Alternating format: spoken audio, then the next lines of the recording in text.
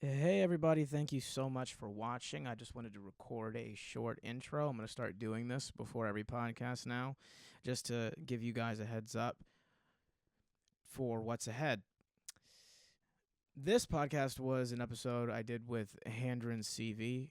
He's a hilarious stand-up comedian. I really just wanted to have him on the show. He is technically the first guest I've ever had on the show.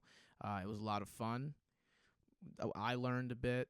He learned a bit towards the end, and we both laughed. We both, made each other laugh, which my whole goal of that podcast, in that episode in particular, that was what it was about. So that's really what I wanted to do with this show, and do even more. Educate people, make them laugh, have people do a deep dive, be very introspective. So I'm happy about that. As well, everything else as far as where to find him and more of his information and the shows that he's producing, it will be in the show notes as well. Leave me a review just to drive up the algorithm. If you like the show and you think it's funny, share it with other people as well. Follow me on all my other social medias as usual. I'm obviously going to plug this towards the end. Also, I didn't get to do this towards the end of the last two episodes I recorded, but I do have a question line open. So it's also in the show notes as well. You can email me a question, and then I will answer it. Any type of question. Just give me a heads up, by the way, in the subject line. So this one comes from Paolo Samaco, who is my boxing coach, one of my boxing coaches. I haven't trained with him in a while, but he follows me on Instagram, and we talk back and forth. And I asked him to send me a question just to get the ball rolling. This is the equivalent of kind of putting money in your own tip jar. So Paolo writes, if you weren't categorized as African American or labeled yourself as one, you think your character would be different? Attitude, persona, taste in women, or maybe different sense of humor? Absolutely. Absolutely. The categories that people put you in will influence your decisions, whether you like it or not, whether you embrace it or reject it. I don't like the fact that people keep calling me Carlton. So I spent a good amount of time trying to reject that. But, if you just look at clips of Carlton, he gave no fucks. He was just himself at the end of the day, and he embraced who he was. So that's definitely something I aspire to adopt. So to answer your question, yes, I believe so. My taste in women probably wouldn't change as far as everything else. I don't have a preference racially for women. No, I don't prefer a specific race of women at all. She just has to be obedient. She just has to do what I say. Different sense of humor. I'd probably have the same sense of humor. I'd probably have the same edge. I'd probably still want to push the boundaries. My character, everybody already thinks that I'm white. So, it'd probably just be the same exact thing, but in a different body. So, yeah, that's a great question. So, guys, questions like that, it's going to be in the show notes. So, yeah, sit back, relax, enjoy this podcast that I have, this interview / obviously I'm going to have segments on this as well. That's a new thing that I'm going to be doing moving forward, just to make it more fun and just to keep the creative writing brain sharp, just to build that muscle. So, yeah. Thanks, guys. Enjoy. W6N, W6N, W6N, calling G7W. How do you hear me? Over. All right, here we go. Welcome to the Josh Shakespeare podcast, ladies and gentlemen. I'll take these off since I'm Josh Shakespeare. I am the guest. All right, I'll put them on. All right. And they're pretty fine. You shouldn't have to monitor too much. That's great. Oh, my God, that sounds fantastic. I haven't done this, I haven't had headphones. I tried to hook up my Beats by Dr. Dre headphones to Do you this. want to hit record on the camera, too? I'm going to keep that part in there. Welcome to the Josh Shakespeare podcast, everybody. I'm Josh Shakespeare. And sitting next to me is... Go on. I thought you were going to introduce yourself. This is Handren Seavey, everybody. We finally got Handren. I thought you forgot. Oh, no. I know your name, Handren. Okay. Handren, this is Thank you so much for doing this. No problem. This means a lot, genuinely. As two people from the East Coast, and you being as funny as a comedian as you are, it took a lot to get you here. We had to fly you out. We had to put you in a hotel. We're at my house. Yeah. We're at my house. And it took a lot to get you out here. It really did. We had to pull out every stop. I had to get you an Uber. You were a little hungry, and then we had to get you that too. So appreciate it. Thank you so much. We're in a shed in his backyard, by the way. Yep. This is a shed, technically. This is the Great Handshake Studios. Yes, this is. No, this is a garage. This is a garage. Is it? Oh, Yeah, you're right, because of the the rest is the garage. The rest is the they garage. just put a wall up for the back of the garage. Nice. This is a nice space, by the way. So thank you again. Absolutely. I appreciate that. You've been doing comedy for how long now? Coming up on 14 years. That's beautiful, man. That's beautiful. I've been doing it for it's gonna be 6 in April. So Not bad. Not bad. yeah, no, it's still a child as far as I'm concerned. As far as comedy years go. So a lot of fun.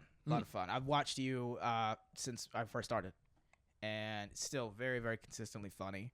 Yeah, I and very probably inspirational. moved out here right about when I'll be out here 7 years this summer. So Oh, okay. So probably like 1 year before I came. yeah, I thought you've been here the entire time, but you were doing the circuit everywhere else.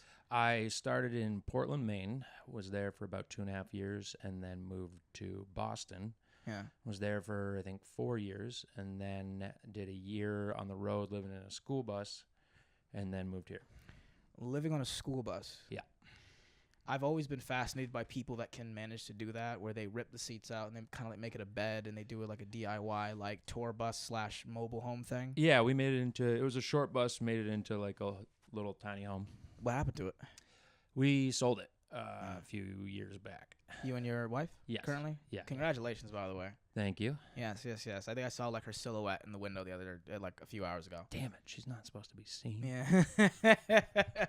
She was wearing a burqa, so I didn't get most of it. Yeah. That's great. She kept it. She was very, very quiet, which is how it should be. Your son, Yes. very, very chill, bro. Mm-hmm. Chill guy. He's dapped coming him up on 3 months. He's been pretty cool. Yeah, he has. I dapped him up. He was really nice about that. So yeah, but Hey, you might be the first black he's met. yeah. Way to go. Yeah, I love just the black part. Yeah. That was great. So, how long have you been a white supremacist? How long have you been in the How long Aryan have people been calling me that? Well, That's fine. I get called a white supremacist all the time. yeah, those people are silly. Yeah. People who call people white supremacists and white supremacists, I'm going to say they're both silly. Oh yeah, absolutely, 100%. There is nothing to be supreme about. You lost the country to. I have a joke about that in my act that I'm working on right now. I'm not gonna like give it away or anything like that, but like the premise is like I low key feel bad for the whites because they blew a 3-1 lead, and that's like all I'll say about. That's the only premise that I'm working on right now. But like I think that's funny, but it only work in certain whatever. That's how like the Ottoman Empire was so close. They ruled over some of the biggest oil fields in the world for about 600 years. Yeah. Never knowing oil was there, and then they lost it like 20 years before oil became a thing. Shit. Yeah. Damn. They would have been the biggest fucking empire if they had gotten to the oil age. But luckily, they sided with Hitler. Or not Hitler, with Germany in World War I. Gotcha. And then that was when Hitler was doing open mics, basically, or something like that. He was a little page boy in the army. He was a little messenger boy. Yeah. He was still he was young. Yeah, He was those still coming up, and he's the like, early days. Yeah, right. He wanted to be a Young painter. Hitler. This coming to NBC. I gotcha. Young hit. I don't think that was not an idea that passed on someone's desk in Hollywood at least once or twice throughout the past decade. There's a movie called Max. It's about Hitler as an artist. Oh, really? Yeah. Why Max? Because that was his this art dealer's name that he was trying to. John Cusack plays the art dealer who's dealing with young Hitler. Well, how old was this? Probably early 2000s. Oh, okay. I was gonna say, you don't really see John Cusack anymore, like in things. He's Goosebumps coming up. Dude. Oh right. Oh my bad. Oh, no, is that Ross? I thought No, that's not. No, that's Ross from Friends. Yeah, but I thought he was in a Goosebumps movie. Maybe not. Jack Black. There's 3 Goosebumps. Oh yeah. I think movies. Yeah. Jack Black is in the Minecraft movie coming out right now. It's garbage. Garbage. I only know John Cusack from Better Off Dead. Great. Phenomenal ski film. movie. It's a ski film. Oh, is this like a debate amongst people where they think is this like the Die Hard is a Christmas movie thing? I think it's just lost out. That a lot of people put it up there with like the Rat Pack films and like the teen films, but at its heart, it's all about skiing. It is low key all about skiing, but like, would you not call it more of like a rom-com? Look, you can package a ski film in many different ways. It's still a movie about a guy trying to win a race down a big hill. Yeah, but like it starts out with him just like really, really bummed about a breakup. You don't think skiers date? They do, but like it's a rom-com about skiing. I mean, it's a rom-com about like, I don't know, I guess so. Yep. I guess so. But it's like, all right. All right, man. This is one of those things where it's like kind of convoluted. Did you hear that theory they have where like Ferris Bueller's Day Off is really a movie about his sister than it is about Ferris Bueller? Oh no, but I like that. Yeah. Because she's the only one that actually develops in that film. Oh yeah. Like Ferris is the only one, and I didn't want to like it because that was me being like a teenager and just like hating women. But they did make a very good argument that she is the only one that develops as a character throughout that film, but Ferris just stays exactly the same. Yeah. Yeah. He's Ferris, dude. Yeah, he's Ferris Bueller. Do you think that kid succeeds after high school, or is high school his like best days? Oh, loaded question. I think he goes off to, in the early 2000s, be a gets into real estate. Gets into real estate, literally. That's what I was trying to. You beat me to it. I was trying to find the words, but yes, exactly. He goes into real estate for the housing market crisis. Yeah. And then after that, he does the Jordan Belfort thing. And then after that, he sells courses on social media in the 2020s. And then he runs for office. Yeah. And then there you have it. The new administration that we currently have. I mean, that's fine. I mean, love it or hate it. I mean, that is low key what we're doing now. And then it could obviously also go the opposite way, where he never applied himself to cutting. Do you remember? Hey, Cameron, you remember that time we skipped school that day? That day it was just like, dude, Ferris, you got to get your life together, man. I'm fine, man. I'm Ferris Bueller. Yeah, right. He's kind of drunk when he says that. Yeah, I'm Ferris Bueller. Ferris fucking Bueller. Can somebody take this asshole home, please? He's drunk again. I think, yeah. And shout out. My wife will pick me up. She left you. Oh my God, yeah. That is kind of the trajectory I'd see Ferris Bueller going off of if that were the case. And obviously, Saved by the Bell was like based off of that. You think so? Zach Morris's character, absolutely. Yeah, 100%. Yeah, he was, and there's like a whole other thing too. They did. Did you see the Zach Morris's Trash? Yeah, they show that he does very shitty things to his supposed friends. Like, every show is like, how can I manipulate my friends to get what I want? Literally, he was like, he's a psycho. You understand? He's a sociopath. Where he like created like a hotline, he created his own hotline just to like to manipulate people into like thinking that they were talking to somebody else. It was insane. What was the other one? Oh, I heard this the other day. If their last name was Huxtable, then who the fuck were the Cosbys?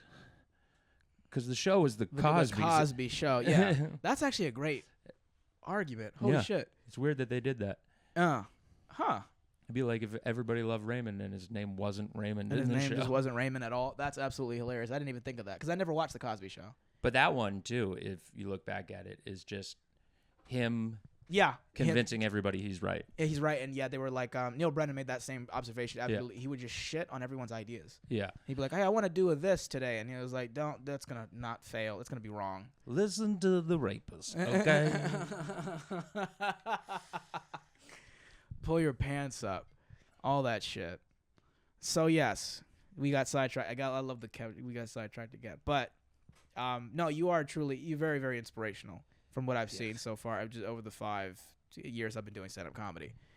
So, I'm very happy that you're I think you're low-key the first guest officially. Okay. That I've had. Because Chris is the co-host, obviously, but to a degree where he comes in and pops in and stuff. Mm-hmm. But you're the first guest I've officially had on this show. So I'm honored to have you as a guest. This is stuff I should probably say at the end of the episode, but it's getting uncomfortable. Sorry, it's okay. It's okay. We're gonna wrap up. We're gonna wrap this up. So we normally this is a new segment that I was going to introduce, but I didn't get verbal confirmation from you that you could do the late night thing or the unpopular opinion thing. So this is going to be kind of awkward with you just having late night jokes and then me just kind of judging them, and then also an unpopular opinion if that's okay. I didn't know you were writing ones anyway, so I was going into it with just that you had the guest do this.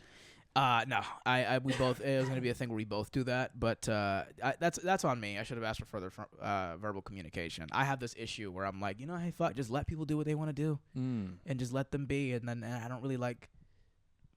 This is part of the therapy portion of the podcast where I'm like, I don't. You don't like to tell people what you want and what you expect of them, and part of that is codependence. Are you joking or are you being honest right now? Because that's hilarious. And I mean, if that's how you feel, then yeah. And that is codependence because you're setting aside what you want to try and manage their feelings. Yeah, you're absolutely right. This is a codependent issue that I have. How do you work through that, do you think? What would be just a few steps as a 26-year-old, newly 26-year-old, apparently grown-ass man? How would you recommend you just do it. You just ask, and then you realize after you do that it's never a big deal. Interesting.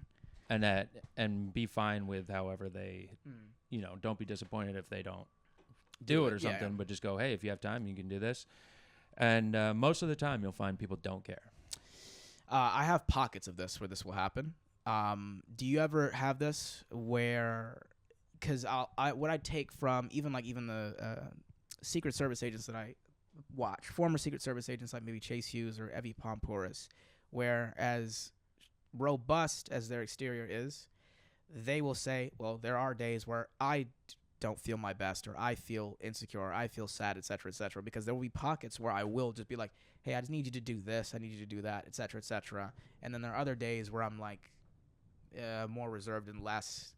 Like that, would you say that happens to you as well, where there are days where you just, sometimes you're not funny, or sometimes you just, you're... I don't know about that, but but yeah, no, I find days when I feel like talking versus don't, and I still have to go out and talk. Yeah. But that's all just, mostly due to tiredness and stuff. Yeah. And exercise gets rid of a lot of that. Anytime I'm feeling shitty, if I go and do some exercise, I find I don't feel that way anymore. Fascinating. Yeah. What kind of exercise do you do? Mostly just running, maybe some kettlebell stuff. And oh, nice. Now it's been just taking 5-mile walks with a 15-pound baby on my chest. Nice. Yeah. Nice. Do you do that workout where you go to the gym and you just hold a 50-pound dumbbell for an hour? No, but I got a 35-pound kettlebell in the garage there. I'll do some swings, some farmer walks, some lunges. Yeah, I saw you doing that in the back of open mic we were at once. I have this new thing, my new philosophy to help with health, because I am so busy that I can't go to the gym right now with the kids and stuff. But anytime I think about doing 10 squats, I do 10 squats. Nice. Yeah. Nice. I might do push-ups. Well, it's easier to get away with squats, and squats are a better at maintaining your metabolism and helping you metabolize sugars and stuff. So it's literally better because it's a whole body movement opposed to push-ups are not bad, but squats are the best thing you can do to just get the whole body continually working well. I didn't know that. Yeah. Interesting. I do have this problem where I store a lot of the fat in my thighs. I'm a bad bitch sometimes when I have a cheeseburger or something. So that might actually work. But I don't want to get thick though. That's the problem. Oh, you won't. You'll get toned. Because if you're just doing body weight squats, it just tones you down. Interesting. Okay. Yeah. I'll take that into consideration because my legs are one of my biggest insecurities. So thank you so much for telling me that. That was actually a great part to tell me about the whole therapy thing. As far as being more assertive, but practicing being more assertive. Yes. Yeah. So, all right, let's do the late night thing. If you have any, this is gonna be again. I mean, none of these I don't know if they could be late night because maybe this one. Yeah.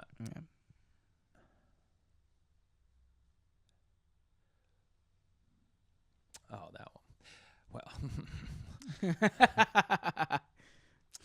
Well, black women are claiming that white women wearing their hair in box braids is cultural appropriation. That's because black culture is to wear Indian women's hair in your hair. That's their culture.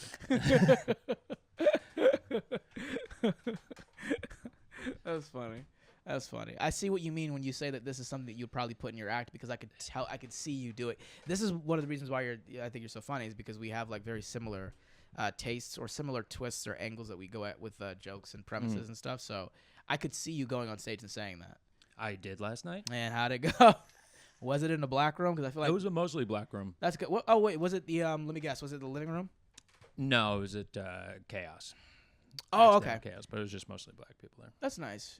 Would you say that's a black room?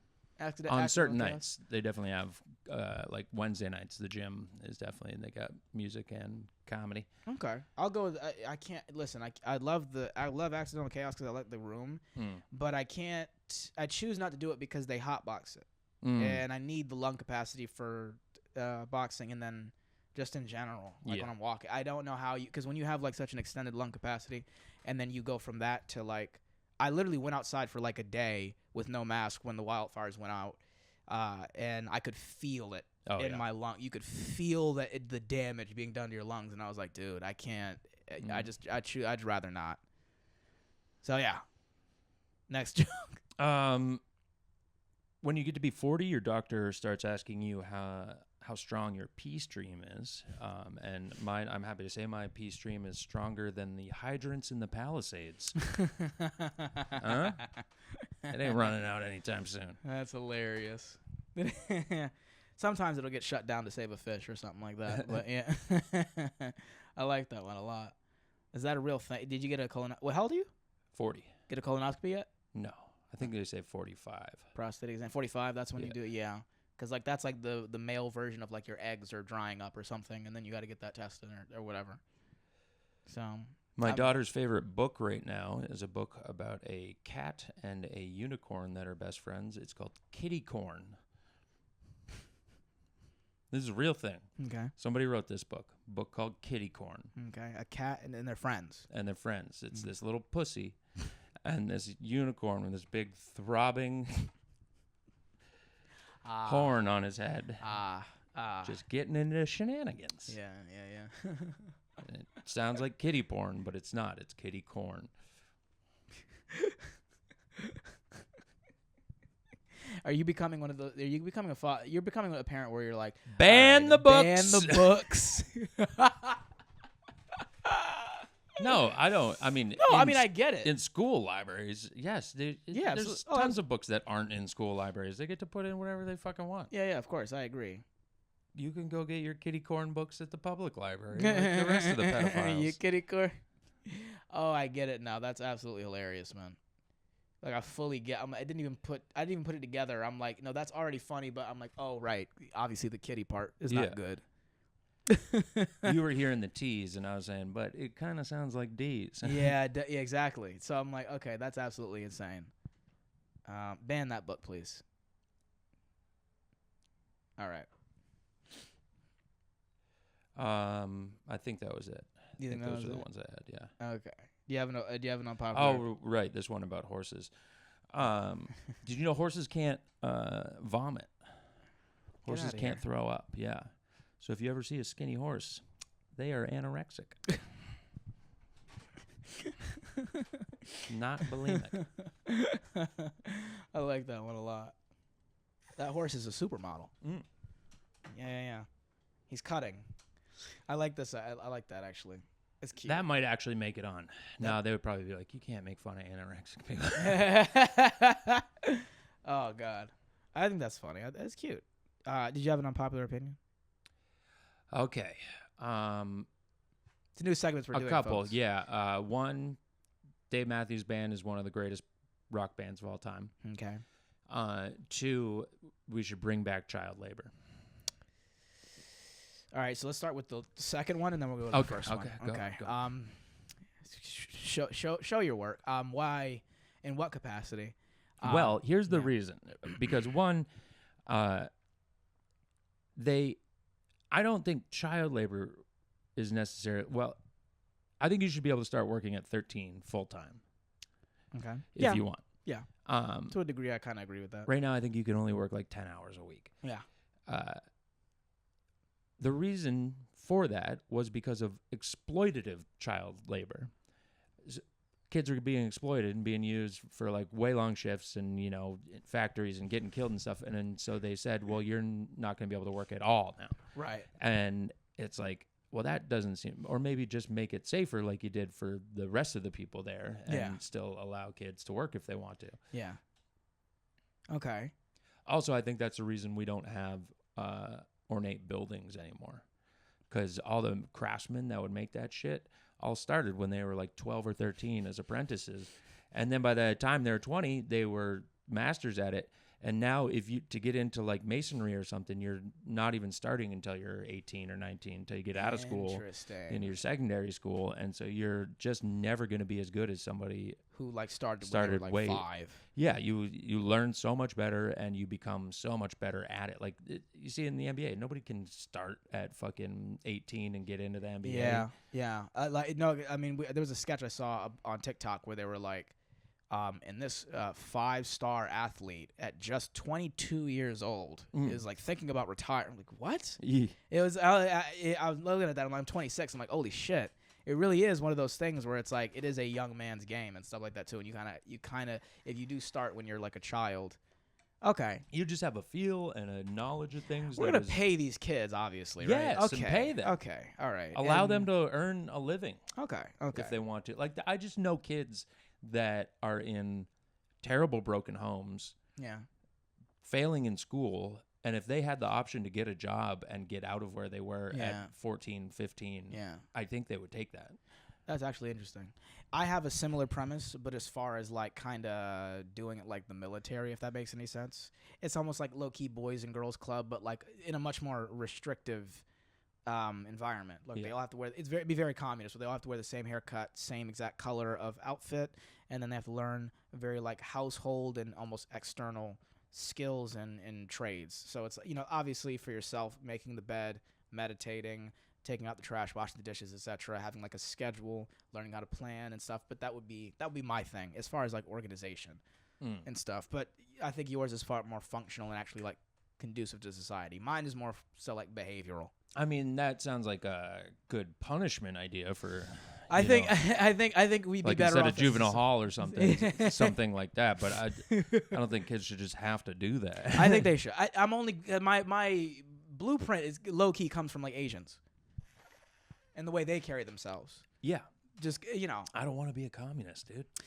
You don't have to. I'm saying it's like it's like very communist-esque. It's communist coded, but there's like a freedom. Here's the thing about that though. I don't think that they are necessarily proponed to that part of the culture. I think that's forced on them. But what makes them so good at carrying that out is their I'm gonna fucking close that door so that chirp doesn't happen. Their family structure makes it so that you would never want to do anything to embarrass or shame your family. Right. So you are going to follow the rules so we don't have a felon fucking son or something. Yeah, right. You can go ahead and change it. Yeah, no, right. I totally get it. We come from a long line of Chings and Lings and Lang. Yeah, I totally get that idea. Because like, so for example, I have a friend, her name is Li Ting Chen. And then there's another friend of mine that is named Julia Lee, and she's like, Lee is like one of the most famous last names, and so I'm like, I get why you would not want to tarnish the name. I mean, it's not even just that; it's like literally your parents and your grandparents and stuff that are around you, like that. Your family would disown you if you did some bad shit, or they punish the families too. I mean, that's what they do in like North Korea. Is if you escape, they will imprison 3 generations of your family. This is not a joke. Yeah, no, this is 100% serious. That's their law. There is 3 generations get punished. So it's to make it so like even if you do something bad and get away with it, we're gonna hurt the people that you love. And does it work to get people to fall in line. Sadly, I think that cricket might be in here. That's fine. I don't really hear it on my end. Oh, okay. I hear it outside of the headphones, but I don't really, because these pick up direct, speaking and stuff. But, hey. And then now take what you just said about North Korea, and then now you fast here in America, what they did to convince people to take the jab, which was a burger and fries. Yeah. So or lose your job. Or lose your job, or stuff like that. So not have your kid go to school. And then if they did go to school, develop extreme learning disabilities that have kind of fucked them into the next generation. So there you go. Good times. Good times. Yeah. I mean, have you studied about that? What I think is very fascinating, just like the culture of shame amongst Asians. And it's like North Korea, and like they're in South Korea, and in I don't want to say Japan, but like China, where it's heavy on shame. Where like I was watching a video of women in South Korea, some of the most gorgeous women you've ever seen, that think that they're ugly. Yeah. Truly fascinating. I think that that's just my thing. I don't know. And that culture can kind of make somebody not see what you think is like right in front of their eyes. Exactly. Yeah. That's why that's where the passport, you know what passport bros are? That thing where exactly. Yeah. That's where they come from, where people were like, I made a joke about this, a sketch, like me reacting to it. And I said, this is why men want to go over there and ruin their lives with those types of women, because the ego, quote unquote, is not over there as it is over here with American women, as they would say. Yeah, and I think they also are looking for somebody who's fine with a more traditional wife or marriage or whatever. Yeah, someone who's quiet. Somebody who wants to be a stay-at-home mom or something. Someone who's obedient. Yeah. Again, you're putting all these negative connotations on it. You don't mind me asking, how did you meet your wife? Tinder. God damn. Early Tinder. Damn, bro. I remember I caught the very end of when Tinder was still pretty chill. Yeah. I got 2, maybe 3 lays off of Tinder, off of a bio that I bought. I bought for $50 later, but like I stole from somebody else or something like that too. But it was like a coded. It literally like it was like this dating coach. He would sell this. Literally like almost like a paragraph of a bio, and it's all about how like you're dominant and you like submissive girls or whatever. And then I copied it, and he goes, yeah, you can just kind of tweak it here and there and then put it in your own bio. And I was like, okay, great. And he posted a screenshot of someone that used it, and then I reached out to that person because he didn't properly cover their name, and I was like, dude, give me the fucking bio. He's like, okay, fine, here it is. So I didn't pay for it, but then I was like, maybe I missed something in the email, and then I bought it. Anyway, I copied it, pasted it, put it on my Tinder, and then in Connecticut at the time, 3 lays, which was fantastic. But then after that, I moved here, where I went to hell. So you and I think, are like veterans in that sense. Yeah, I mean, this was coming up on 11 years ago. It was like literally, I think Tinder had just come out, and used it for like a few months, and met her, and never got. It was at the time. It was people really thought of it more of a dating thing. It hadn't kind of gotten into just straight hooking up yet. Yeah, fascinating. Otherwise, I don't think I would have stayed with her. If I was just tearing through. I mean, that's interesting too, because I'm sure you've gotten that before, where people are like, because you're a skater, there's like obviously tons of puss in that realm. No. First off, I just skateboarded for fun. I hung out with skateboarders, but in where I grew up, the skaters were like the trash. Oh, yeah. Sorry to hear that. Football players were. It was the football best. players. And I was friends with a lot of them. I didn't not get along with them, but I didn't go to their parties. I didn't hang out with them much. Yeah, no, neither did I. I was never. I didn't belong to any kind of like group like that for the most part. I hung out with like skateboarders and druggies at school in my hometown, but then I'd be skiing most of the winter, and like every weekend and stuff, I'd be up at the ski mountain, and that was a whole different culture. There's a private school up there, weekend people, a lot of rich people. I got to live amongst the rich every winter. Nice. It was awesome. How was that? Was that great? Was it aspirational? Were you like, oh, this is what I want, or were you more like, I kind of want to be on the ground with the I never wanted to be one of those people that had to work the jobs they did to have like the condos that they had. Yeah. But I ended up coaching there. Like there's a good life you can have, kind of living and working adjacently to the rich. Like, yes, we were coaching all rich kids and stuff, and so their parents are cool, and they all have condos there and places. Sometimes we go to like Steamboat, and they'd be like, "Oh yeah, we have a place in Steamboat. The team can stay there." And nice. So that stuff was cool. That's nice. Yeah, I agree. I think there's like, you don't have to be like insanely rich, but you can be like low key rich adjacent, and then just coast. Do very, very well for yourself. That's why, like, when they ask these huge questions, would you rather have 15,000 a week or 6 billion now? And I'm like, I'd probably choose the 15. The lower number, that's still a lot of money, because I would imagine when you are a billionaire, there is a certain level of work that you have to put in, and there's a certain level of scrutiny, and a certain level of like people who know you that you don't want to know you that comes with the money. But I could be wrong and not know what the fuck I'm talking about. But that's just what it feels like. There's a great, I don't know, proverb or whatever I heard recently about guy goes on vacation to like some island and goes out on a fishing boat with this guy and has a blast, and he's like, dude, you should like get more boats and make this, a bigger thing. I think a ton of people would love to do this. And he's like, why would I do that? And he's like, so you can make a bunch more money. And he goes, well, why would I do that? And he's like, so you can, finally relax. And he's like, what would I do if I relax? He's like, you could go fishing. He's like,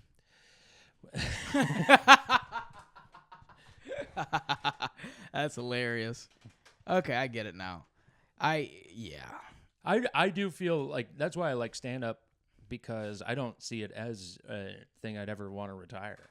Yeah. I'd always want to do. Find like a thing that you can just do. I know that people with craftsmanship, like my uncle who's a cabinet maker, he slows down as he gets older, but he still does it. Yeah, it's an artistic thing that he loves to do, and he got paid to do it.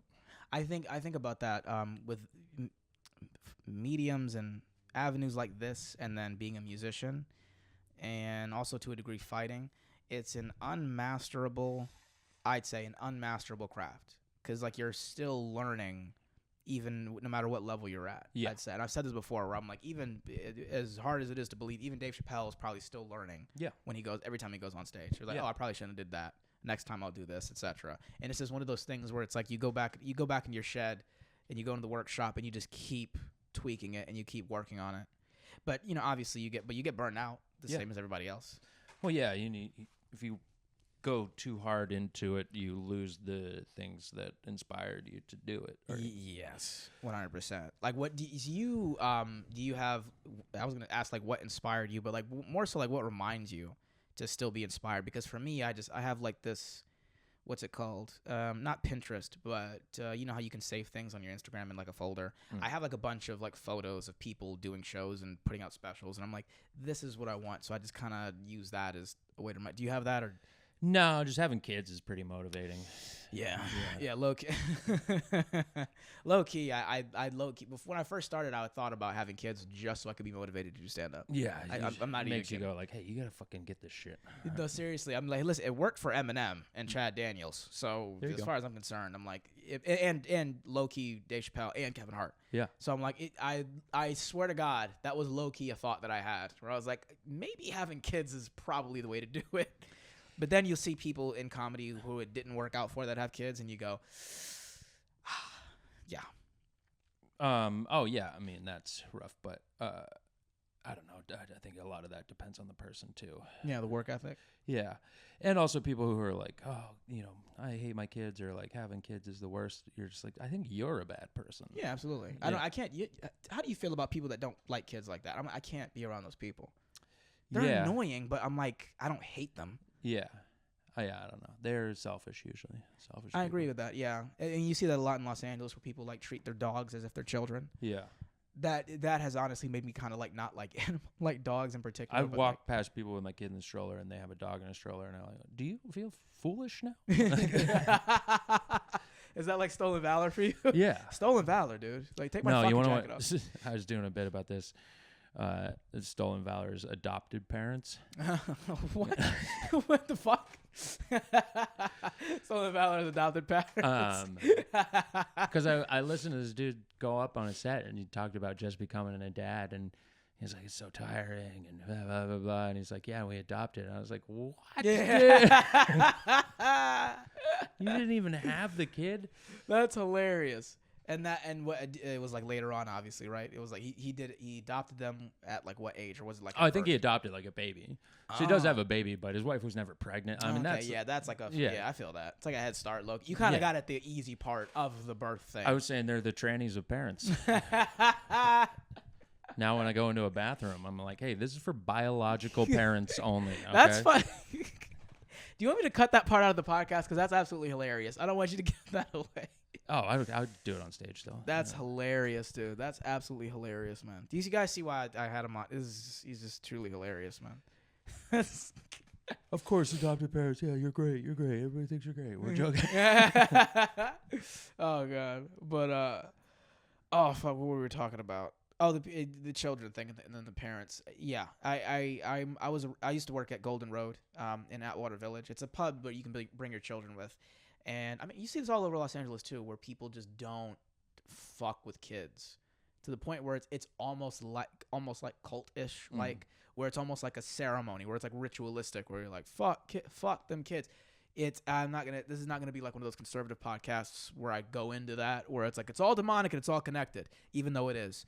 But I'm just saying it does feel off. It feels iffy when you're in a town or a city full of people that just don't like kids. Because I'm like, what are you saying about the people that had kids that like them? Like it doesn't. It's this is a thing that I'm seeing on social media just in general, where people are just like, look how great my life is because I don't have kids, and I go, that's not necessarily a flex. I think there was a big push in Western culture in the 80s and 90s to make people think that having kids was bad. Yes, I agree. And it was like in TV shows and stuff where just like always like, I don't want to have kids. And like Gen X, they're like, we're never having kids. And I think that was wrong. I think that it's a fundamental fulfillment of life just based on the fact that like we're just a species that the point of it is to keep going. And so there's a thing in you that changes or that's changed by it that you go, oh yeah, this did seem like the next logical step. Yeah. And for some reason, so many people lost that. And I feel like I think it was a deliberate thing in the way of other ways they try to tear down Western culture. Yeah, I agree. I 100% agree with this. And that's interesting that because there's like a shift.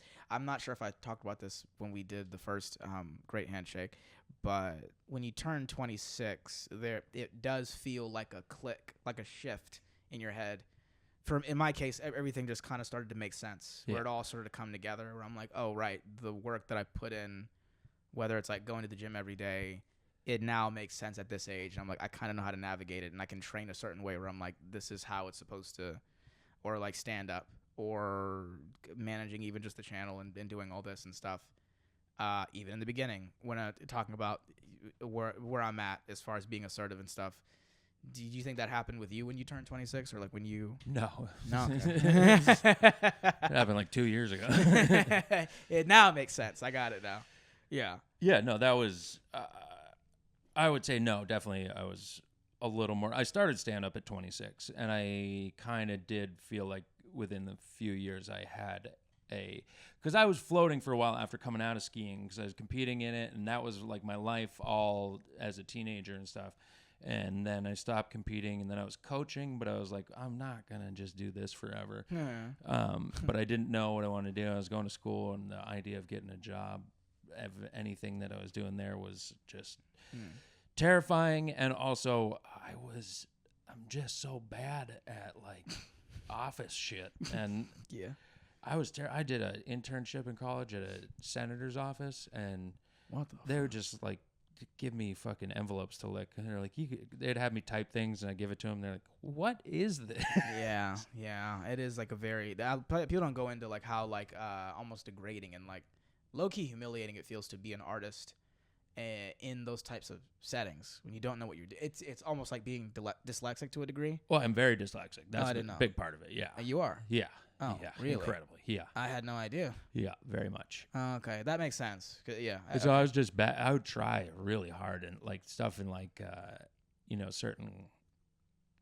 Remember, I had this college class. It was a history class, and we had to read a book a week, and I didn't finish any of those books. How did you find out a way around? There's always a way around it. You find it. Go book on tape, movie. Yeah, there it is. Spark Notes. There it stuff is. like that. That's the Ferris Bueller. And the other thing is it was just we read a book and then we have a class discussion about it, and everybody had to participate in the same. And so I was like, I'll go last. Or just let a few people start talking, and then like, you just piggybacking off what he said. Yes. And I was great at that. Yeah, I was like, let's talk about the inner dimensions of this. He's like, what was he saying when he what was the guy's name? Christoph. When he Yeah, right? Like, let's really think about this right now when George killed Lenny. Let's really, think about that. Fences. None of them showed up in this entire book at all. It's shit like that. Yeah. So, okay. I like that. I did the same thing, but I just didn't talk as much. But yeah, being in those types of settings when you don't really know what to do, or you just know that your brain is not supposed to do this, you're like, all right. Yeah, I just knew I was never, like, even if I got hired in some job, I think I maybe could have gone into teaching. Because you were already a coach at one point. Well, and my degree was in history and theater. Nice. So nice. But I'm so envious of people that have like degrees in history. It's like like another thing, like that learned a trade. Or neither of those are true. I mean, acting, I guess, kind of, but even knowing anything about history, like everything I know about history comes straight from ChatGPT when I'm writing for a show or a sketch or some shit like that too. I'm like, what year was the World War? I don't know anything about any of these things. I'll be honest. In college, a lot of history, when you're in a history major, you'll take certain courses on, like I took East Asian history 1 and 2, and that was still you're doing most of the learning yourself. Either they're recommending you books that you read, or you're picking the topic and having to find the stuff, and they teach you how to discern between first-person account and second-person account, what can be known, what can't be known. Yeah. And then you come up with an opinion about a certain thing based on this stuff. So it's more how to research and learn history, where a lot of the classes, opposed to just sit down and let us tell you what we think happened. Yeah. There's 2 versions of that. Like one version was, I'll be in high school, and then they'll do a version of that, which I didn't pay attention to because I was too focused on what other people thought of me. And that's all based on, that is sit down, we'll tell you history. And it's all based on this narrative that they've created and can be on or off in so many different ways, where if you read like 6 different books, you can have a completely different opinion about it. Yeah, I agree. I agree. And have a much more grounded opinion. And I think you could teach kids history way better if you did it through whatever subject they're into. So if they're into something, just go into the history of that and how did things affect it, and just like start it there, and then they'll become interested in more history. So funny that you should mention that, because I was not interested in history that much until I started getting into espionage, and then that from there because I started out a couple of years ago basically becoming a huge, even bigger James Bond fan than I already was. I was like, okay, I kind of like this, and I started watching The Day of the Jackal, and then I was like, what is this about? And then I was like, well, there was a plot to assassinate a world leader, and it was a guy who's like very good at disguises, and that's kind of how it came from. And there was a movie in the 70s about that, and I was like, say what? And then they were like, yeah, it was based off that guy, and then they did like another remake of it starring Bruce Willis in the early 2000s, and I'm like, oh, okay. So what you're saying is absolutely correct. If you're interested, if I'm interested in spy shit, then I'll be interested in history. Yeah. And then I'll learn about stuff through that. So that's actually a great point. And especially that, because I mean that's all revolved around world events and shit like that. Yeah, I love espionage so much, man. It's like. Who was it that he was? This is a true story. This is I believe it was a plot about 3 people attempting to assassinate a world leader. Did you see The Day of the Jackal, the TV show that just came out? No, I saw The Jackal with Bruce Willis, yes. So that was based off of a movie that came out in the 70s called The Day of the Jackal, based off of a book called The Day of the Jackal. Let me do a quick research real quick before. Great part in that movie is it blows off Jack Black's arm. I saw that clip because like I'm like that with movies and TV shows where I can just look at a poster or a trailer and know I'm not gonna like it, but I'll check out a clip here and there, and that was the first clip I saw, was him just blowing off his arm. What was the original? What was the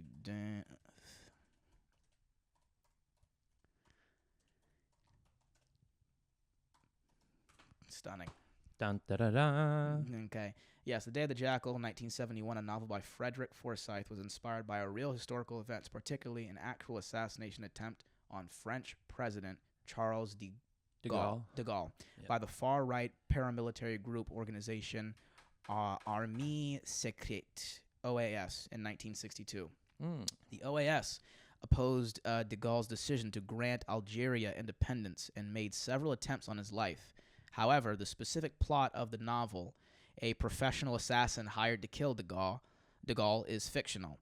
Forsyth blended real history with a meticulously researched, realistic depiction of a professional assassin's methods, making the novel feel highly authentic. Okay, for those of you, you've seen The Jackal, the movie with Bruce Willis. I've seen the TV series that just came out. I recommend it. It's phenomenal.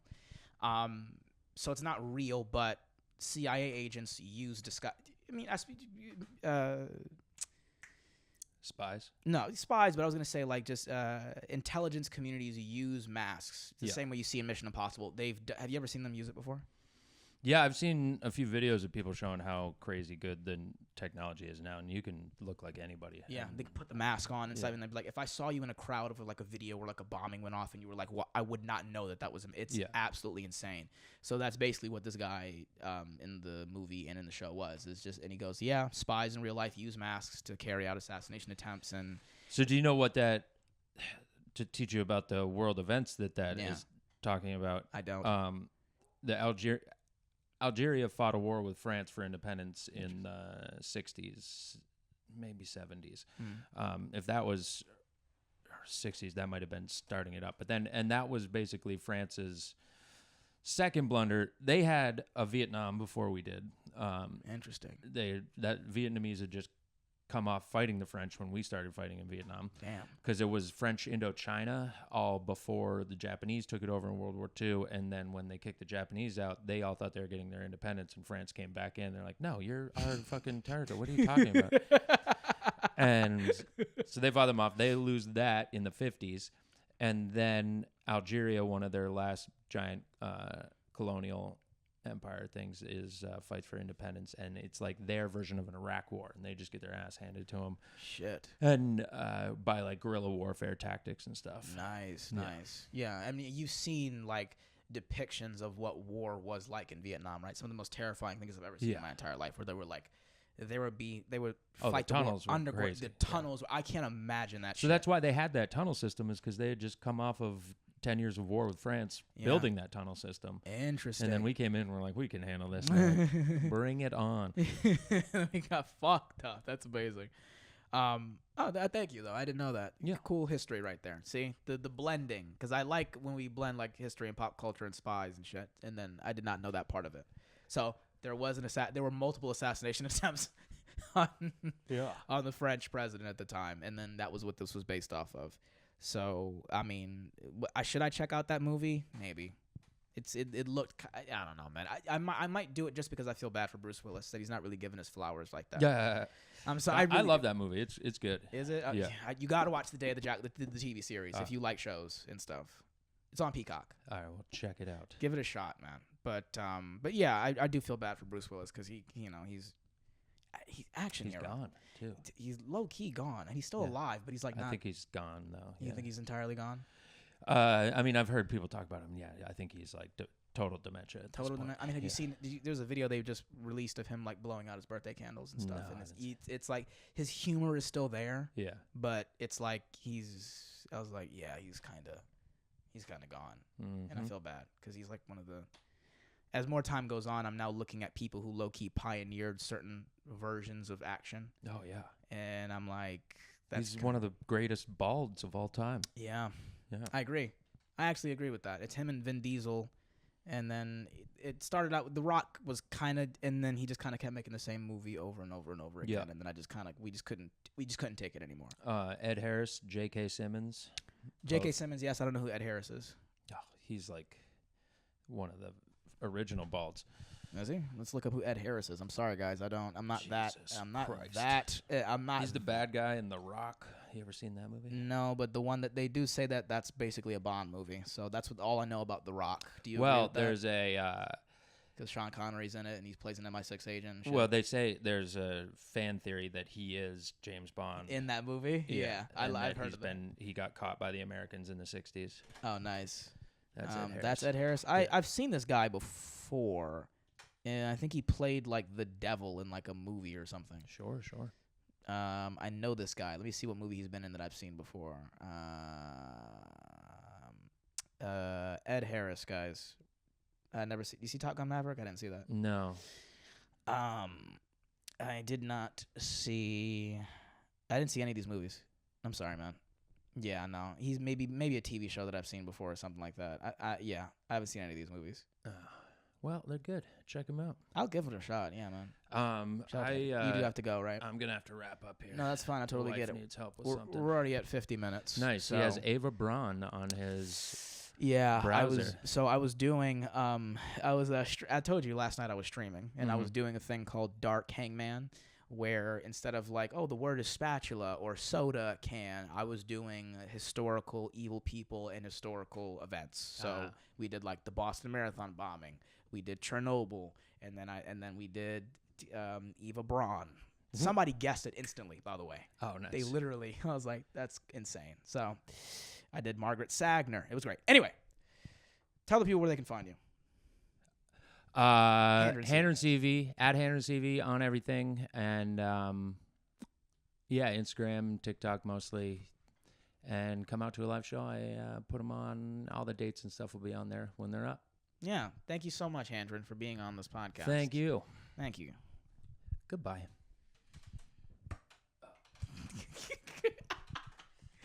Thanks, man.